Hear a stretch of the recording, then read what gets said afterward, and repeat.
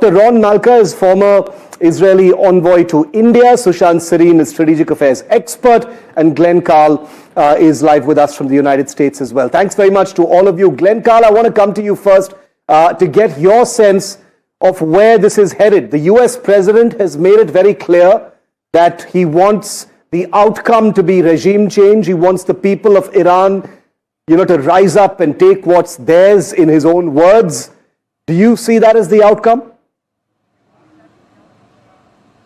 Well, I don't know if any of us can see the outcome yet, but I think Vishnu put his finger, highlighted a very important point, and that's the resources that the belligerents have to use. And for the United States, they are vast, but they are constrained. There will be a time in the not too distant future, we're talking days or possibly weeks, when missile strikes and the ordnance start to reach their limit and run out.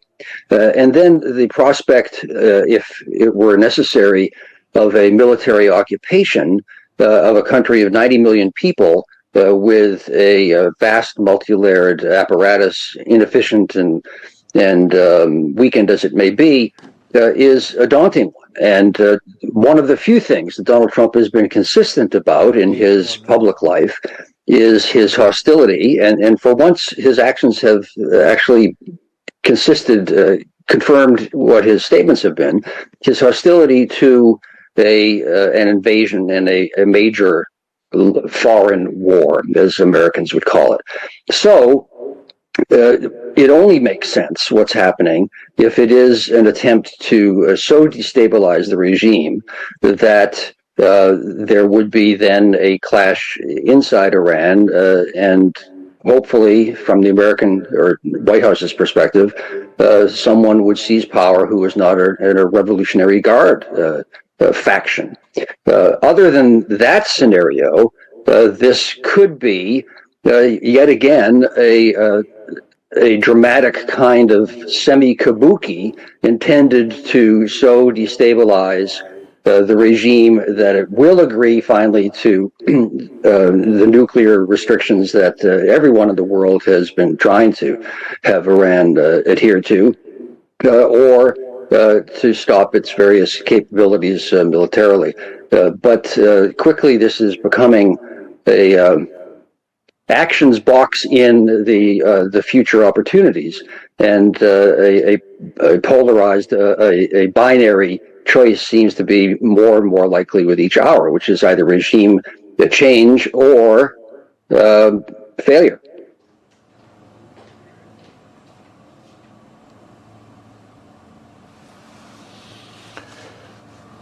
I just wanted to make a quick point over here, Shiv, if I can.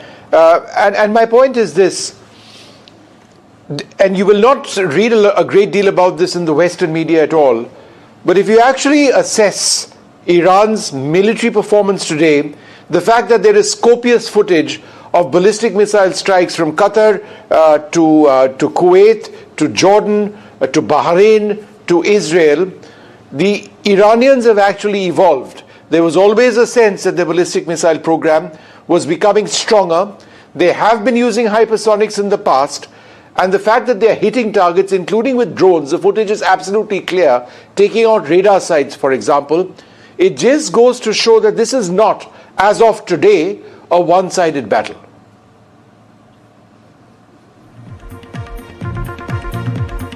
We've got some breaking news coming in right now. The Iranian Supreme Leader, the Khamenei's first reaction on the strikes is imminent.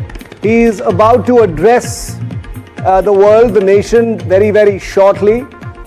His address on the strikes from an undisclosed location, presumably his safe house, is going to be on air shortly. Remember, this is standard operating procedure. He had done very much the same thing the last time the missiles had hit Iran as well. After Operation Midnight Hammer as well, he had put out a statement, a video statement, very likely to be recorded and broadcast.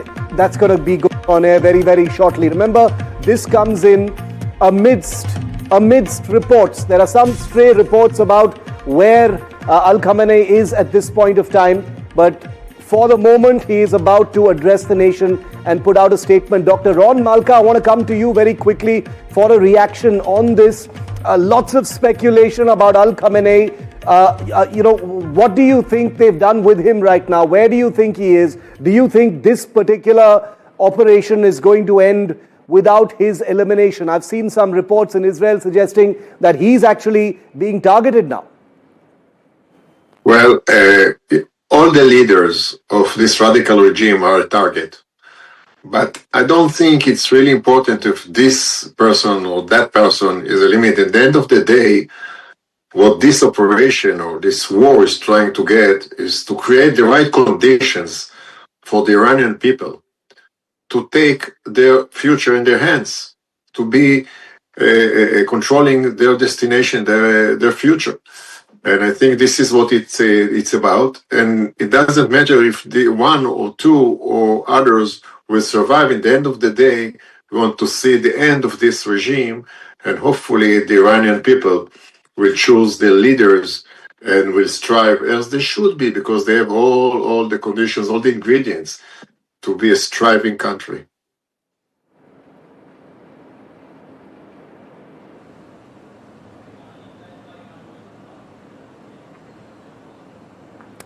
Vishnu, if you're there, go ahead. Vishnu, you can hear us, right? Go for it.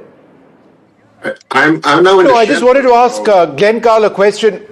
I just wanted to ask Glenn Carl a quick question. I just wanted to know what the end game over here is likely to be. All right, a couple of days to a couple of weeks going forward.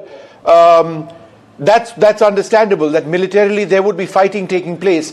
But what happens after that? Because there is this assumption that people in Iran are pro-American. I don't necessarily see that happening. They may be anti-Khamenei, but they're not necessarily pro-American.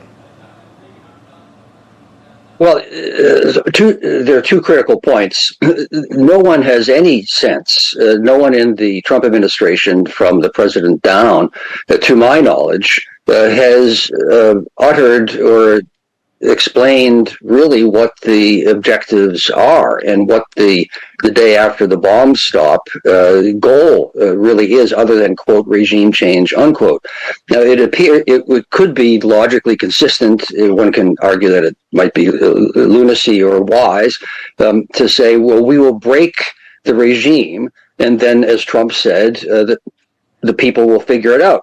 Now, that would imply a power struggle, and who holds all of the weapons in Iran? It's their Revolutionary Guards, and not the population. No one's going to go gently into the good night. No one has ever given up power willingly. In particular, the thugs and the murderers and the Revolutionary Guards. So that implies there's likely going to be terrible strife, and strife is a euphemism for a lot of death and fighting, unless somewhere there is an alternative power, individual or faction. One normally would look to some element of the military. There could be a general someplace who is a liberal. There's no indication that that's the case whatsoever. And then who knows? But that seems to be the only logical explanation for what the U.S. Is seeking to do, other than to break the China of the leadership, as it were. Now, on the Iranian population, American attitudes, here I differ from you a little bit, Vishnu. Polls have shown for decades that the most pro-American Muslim population in the world is Iran, up to 80%. Wish have favorable feelings and so on. That's sort of irrelevant, though. I mean, what that really means, I think, is they aspire that the powerful hand of the U.S. will come and save them from the horrors they've lived for decades, and that they all wish to have a modern life where individuals have some rights and they can pursue their own destinies as they wish. It's also true, though, that any population tends to become nationalistic when a foreign entity goes around killing people in your country, whether you hate the regime or not. So the pro-American attitudes, I think, are real, but that doesn't mean it would necessarily support long-term what the U.S. would do. However, the hatred of the regime by Iranians is so intense that the population may well be willing to accept the horrors of civil strife and war over the endless horrors of the Khamenei regime and the mullahs. I want to show our viewers for a moment what the retaliation has looked like. For the first half of today, you've basically seen what Tehran looked like with all those explosions in different parts of Iran's capital. But what has that retaliation looked like? And like I said, with the only network reporting from inside Israel, from inside the UAE as well, they first hit two missile strikes in northern Israel. Then there were strikes in Kuwait, which houses a US Army base. Explosions were heard over there. Then Qatar, which houses the largest US base in the Middle East. That missile was apparently intercepted.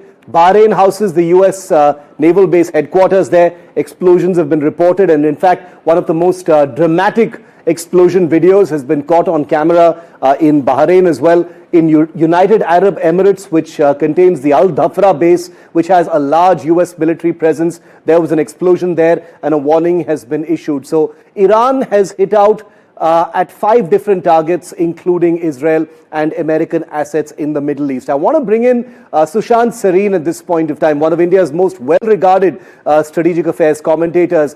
Sushant, you know, the words have been said, the missiles are flying in both directions, actually in multiple directions right now. How are you reading how this is going to unfold? I'm keeping my question broad because there are still so many things we don't know about what the outcome or the intended outcome is going to be. So your preliminary assessment and reading, Sushant. So Shiv, first, it's not very clear how much damage is being done on either side. Okay, yes, the Iranians have managed and their missiles have managed to slip through some of the air defenses of the countries around and American air bases, but how much damage have they actually done? First. Second, it's having an impact on many of these countries which otherwise were taking a kind of hands-off approach. The kind of comments that have come out from some of the Arab countries is not something that Iran should actually look forward to. Because they were trying to keep a hands-off approach, and whether they continue with that, it's not very clear. Third, look, the way I am looking at it, and I hope I'm completely wrong, regardless of whether the regime change operation works or it doesn't work, what we are looking at is a kind of a larger regional destabilization, and allow me to explain in a minute or so. See, if the regime change does not work, if the Americans are supposed to, give up this operation maybe in a couple of days because of the kind of losses being undertaken, because of the kind of pressure being put, it kind of emboldens Iran and some of the other countries to say that, okay, fine, we can do many things and there's very little that the Americans can do to us or any other country can do to us. And if they are successful, I don't see how the regime of change operation will work without putting boots on ground. So if the idea is to decapitate the leadership, if the idea is to completely degrade the entire security structure that has been built up over the last 40 odd years, and virtually leave, and I'm not making this up. This is what Donald Trump said today morning. Literally leave Iran defenseless. Then what you might be looking at is a kind of a civil war situation. The best case scenario would be an in-house regime change. A somewhat more moderate leadership within the same bunch of people takes over and starts bringing in reform, some kind of smooth transition takes place. And the worst case scenario is a kind of civil war with separatist forces taking over, a complete destabilization of the country. And if that happens, it might work in terms of the larger objectives of Israel and the United States, that Iran is completely defanged. But what does it do in terms of the kind of instability it radiates from Iran? Iran is in a very pivotal place geographically. And what does it do to the larger regional stability, the kind of forces it unleashes? We've seen something similar in North Africa. We've seen something similar in West Asia earlier, whether it be Syria, whether it be Iraq. The kind of horrible forces that were unleashed, which still haven't been put back in the bottle. So if Iran goes, and is very severely destabilized, or there is a civil war-like situation, apart from the humanitarian disaster, it's a political disaster and a regional political disaster. So it's not looking good from where we are today. Hopefully things work out. I don't know, but knowing the Middle East, nothing ever works out. All right, what I'd like to do right now is just go full screen to a couple of images so that I can describe to our viewers what the main developments have been today before I bring in Ron. It all started earlier on today when, believe it or not, there were these strikes on Tehran right at a time when people felt that there was a chance at negotiation. Let's see what happens. Would there be an 11th hour deal? There wasn't any 11th hour deal. They were still talking when in fact Israel and America struck. When Donald Trump went on record, what he said was that the goal over here, as far as he was concerned, was regime change. He didn't use those words. That's what he implied. He reached out through his message to the Revolutionary Guard. They said, you can get immunity or death. Lay down your arms. And then he reached out to people in Iran and said, take over your government. The president, in other words, Donald Trump, is giving you what you want. Now, that's all very well, but is that necessarily going to result in the change on the ground? But Ron, why don't you come in on the broader consequences of this? We don't know what the end game is going to be, but it's now impacted so many countries, more countries in West Asia than we've ever seen in a conflict in recent times. What is the implication of that? Well, first, I'm talking to you now from the shelter. So just like Aditya said before, there are some missiles that are shot to Israel and now most of them are being intercepted. We are ready to that. We are ready for more. And the Israeli people is very strong, resilient, as we showed before. And I think that all the Israeli people is united around the understanding that this is a justice war. We couldn't avoid this war. We tried to. We did the best. We gave all fair chances to the Iranian regime to come back from his vicious plan. We knew that, not us, all the countries in the region knew that this Iranian regime should not have, in any case, nuclear weapons. Once we realized that they are continuing with their plan to achieve one, we didn't have any other choice but to strike, and it's a preemptive strike to defend ourselves. It's an action of defense for us, and I think that the other countries in the region have now realized that what we said before was right, that the threat is not only on Israel, it's all the region, because what this radical regime in Iran tried to do and aspired to do is to gain control on all the region, and even more than this. And I think this is a war not for the region, but for the world, for humanity, because we cannot allow this radical regimes exist. Yes, so more countries are dragged to this war. They see that Iran is really aggressive, as we always stated and said. And I think that what we are going to see after we achieve our goals, and I'm very optimistic that we will achieve the goals, and in the end of the day, there will be good conditions for the Iranian people to get control and really to take things to their hands and be responsible for their own future and destination. I think that after that, we'll see expanding of the Abraham Accords. We'll see more and more countries stepping in. Regarding Israel and India, I think that this will be the great news for the IMEC vision, the Indo-Middle East Europe Economic Corridor.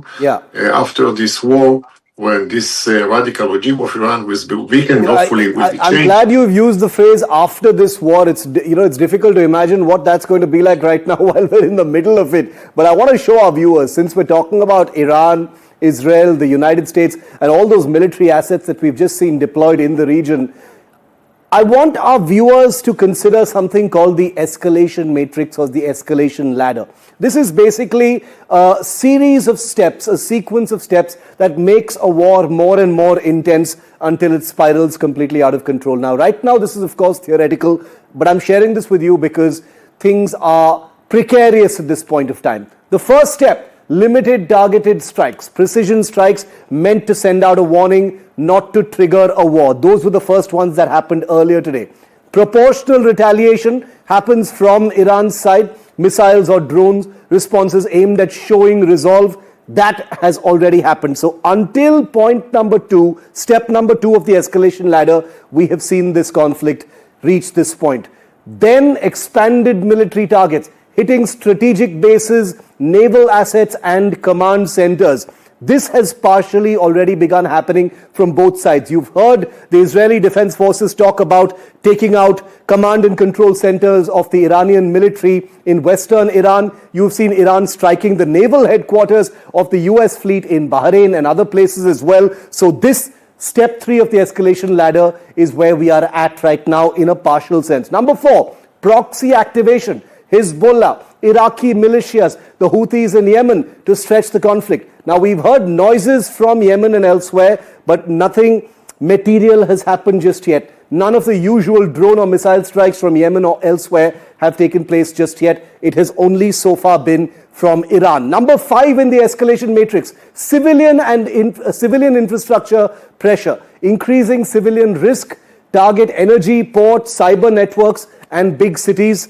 Tehran has been hit. No Israeli cities have been hit just yet. Everything has been intercepted so far over Israel. Then there's the Gulf spillover.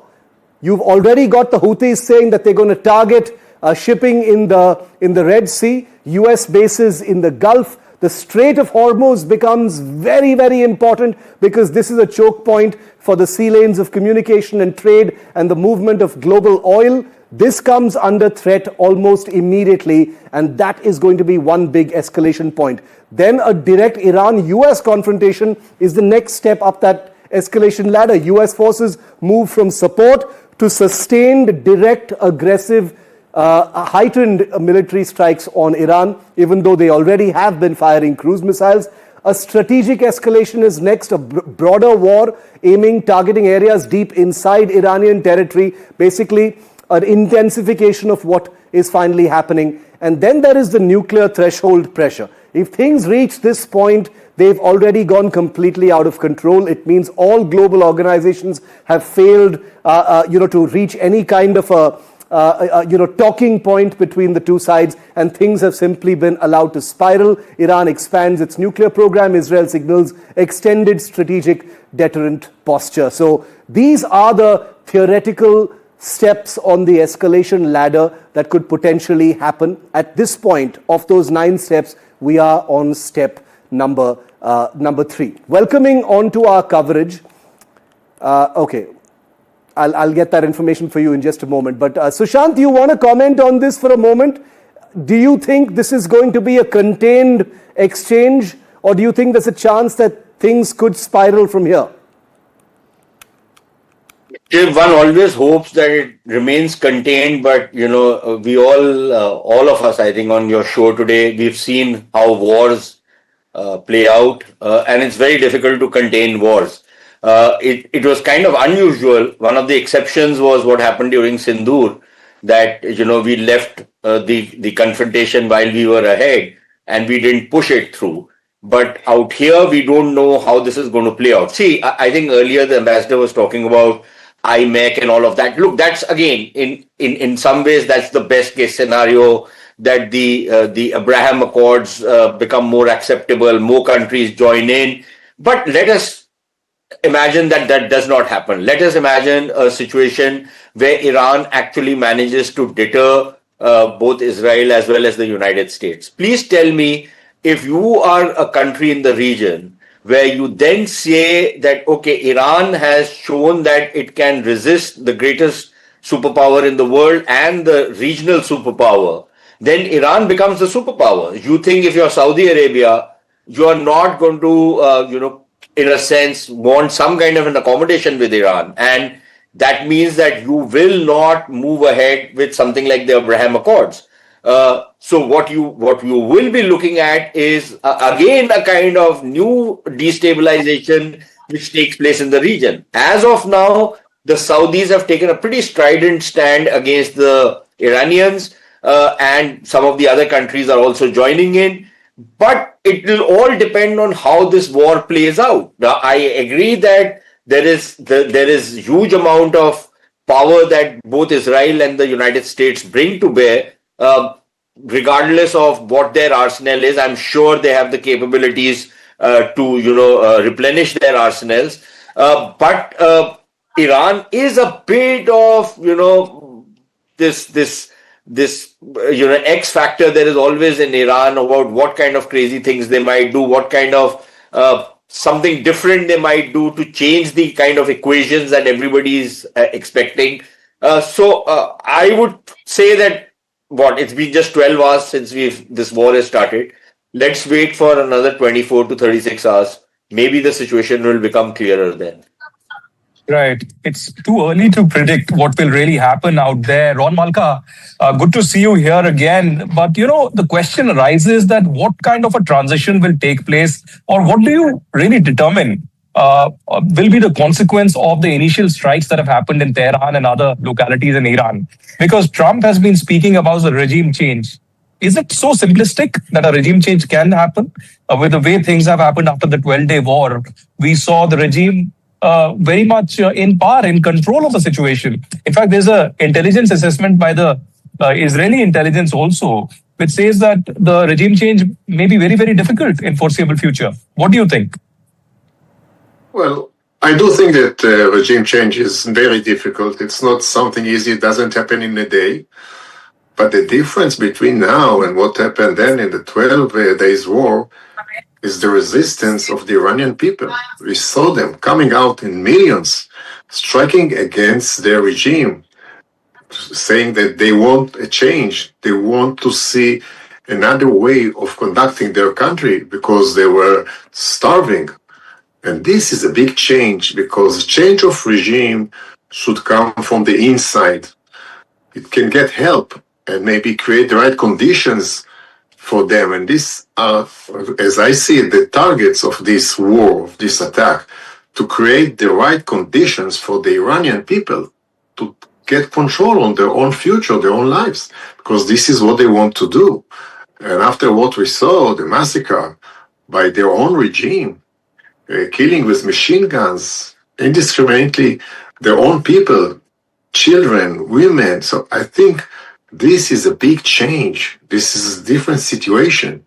And what we realize and what we understand now, that once the conditions will be there, I think that the Iranian people will make the big change. And this is what we think is going to happen.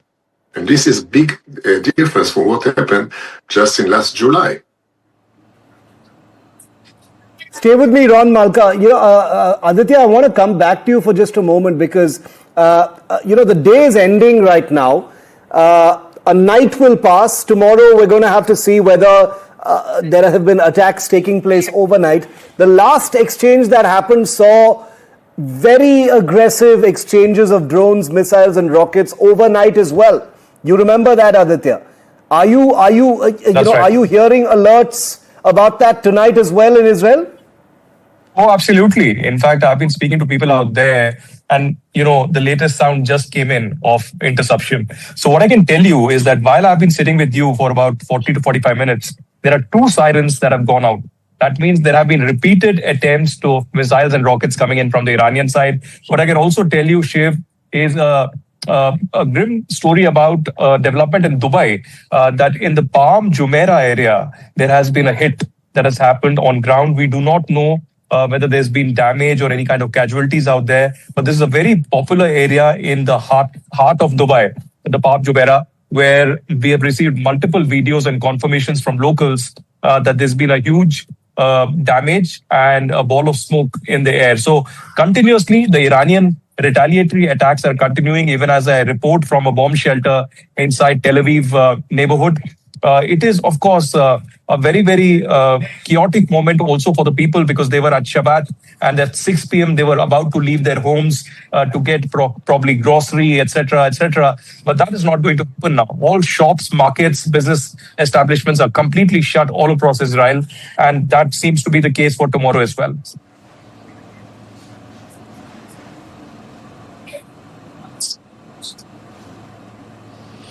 All right. Well, I mean, it is going to be very, very tense going forward. There is absolutely no doubt about that, Aditya. And I take your point completely.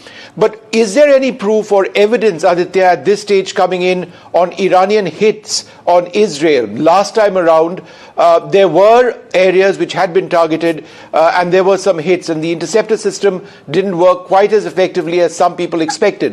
What are you hearing this time? Well, absolutely. I remember from the 12-day war, there were casualties that were reported. In fact, even after the ceasefire that was announced after the 12-day war, there was a civilian locality just outskirts of Tel Aviv that was hit, and there were civilian casualties there as well. But as of now, even though there has been a barrage of ballistic missiles that have come in, Vishnu, from the Iranian side, there's been no hit, luckily. Till now, there would be around about 150 to 200 missiles that would have been come in. I don't have the exact number yet. But as of now, from Tel Aviv to Jerusalem to the northern and the southern parts, there hasn't been a hit. There was one reported hit, perhaps in Haifa, but there hasn't been any significant damage or casualties till now. So till now, it does seem that the Iron Dome and other air defense mechanisms are at play and very much effective. Last time it was around about 95 to 98%. There were some missiles that did hit Tel Aviv and other areas as well. So we'll have to wait and watch. You never know, because there have been statements that have been coming in from the Iranian side that they would be looking at long-range missiles and others. And perhaps it's a long night ahead for me and for the rest of Israel. We're going to take a very quick break. Aditya, stay safe, stay with us. We're going to return after this. We've got some of the biggest voices. I'm also going to show you all the big defining images of the day. Various people are saying all kinds of things about the visuals, but Vishnu, me and Aditya are going to decode those pictures, because this entire story is about what you can see, but also what you can't see. We can't see the Khamenei. He's going to address the world in a very short while from now. That will be live on NDTV, and it will be translated live here and only on this network. Very quick break. Back with you in a moment.